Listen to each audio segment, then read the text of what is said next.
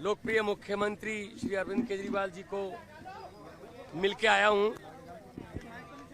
सबसे पहले परिवार की बातें हुई। मेरी बेटी नियामत जो कि अभी 1 महीने की हुई है, उसका हालचाल पूछा, कैसी है वो। उसके बाद पंजाब के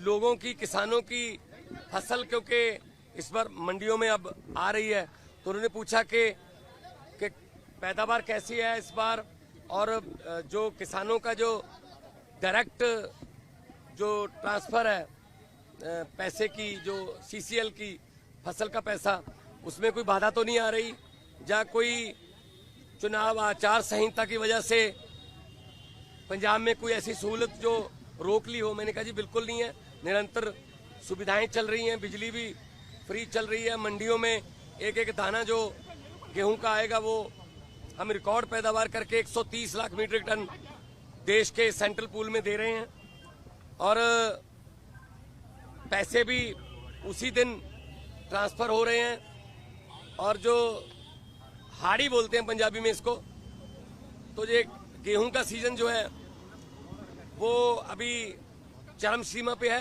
2-4 दिन में जो सीजन है खत्म हो जाएगा। और सबसे बड़ी बात जो आज मैं आपको बतानी चाहता हूं, जो मैं अरविंद केजरीवाल जी को बताई, कि आज ही रिजल्ट आए हैं पंजाब में सरकारी स्कूल के 158 बच्चों ने, 158 सरकारी स्कूलों के 158 बच्चों ने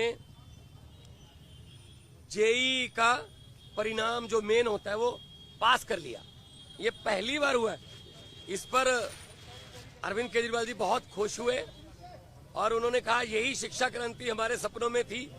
उन्होंने कहा कि मेरी तरफ से सभी सरकारी अध्यापकों को और जो 158 बच्चे जिन्होंने जेईई क्लियर किया, उनके माता पिता को, उनके पेरेंट्स को मेरी तरफ से बधाई देना। तो ये पहली बार हुआ है कि सरकारी स्कूलों के बच्चों ने जेईई का परिणाम क्लियर किया, और ये हमारा सपना सच होने वाली बात है। और उन्होंने दिल्ली के बारे में और देश के बारे में भी पूछा। मैंने कहा जी मैं गुजरात होके आया हूं, भरूच और भावनगर, माइंड ब्लोइंग रिस्पॉन्स है, और लोग, पूरे देश के लोग ये कह रहे हैं कि ये गलत किया अरविंद केजरीवाल के साथ कि उनको पकड़ के अंदर कर दिया। शायद ये सोचते होंगे एक बंदे को अंदर करके हम पार्टी की आवाज बंद कर देंगे, लेकिन आपकी आवाज सर, वो व्यक्तिगत तौर पे तो आपको अंदर कर सकते हैं, लेकिन आपकी सोच को अंदर नहीं कर सकते।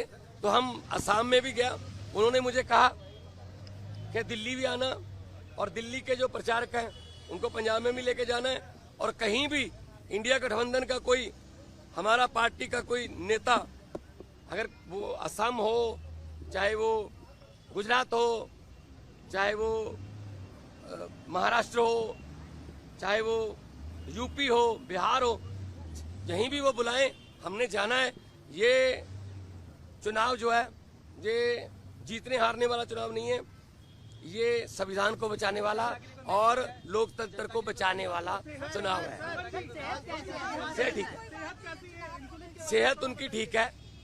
वो कह रहे हैं कि मुझे इंसुलिन मिल रही है, और अब मेरा रूटीन में चेकअप भी हो रहा है, तो सेहत उनकी बिल्कुल ठीक है। एक इम्पोर्टेंट सवाल यह है, गृहमंत्री अमित शाह ने ये कहा है कि अगर उनकी जान को खतरा है, जेल तो आप ही के अधीन आती है, लेकिन फिर भी अगर मुझ पर शिकायत आएगी तो हम देखेंगे, क्योंकि पिछली बार आपने कहा था कि आतंकवादियों से भी बुरा सलूक अरविंद केजरीवाल के साथ किया जा रहा है। नहीं, मीटिंग तो आज भी मेरी उसी तरीके से हुई है। शीशा, दोनों तरफ जालियां और इंटरकॉम फोन, मीटिंग तो उसी तरीके से हुई है। ये इन्होंने शायद ये मन में धार रखा है कि हम सीधा नहीं मिलने देंगे।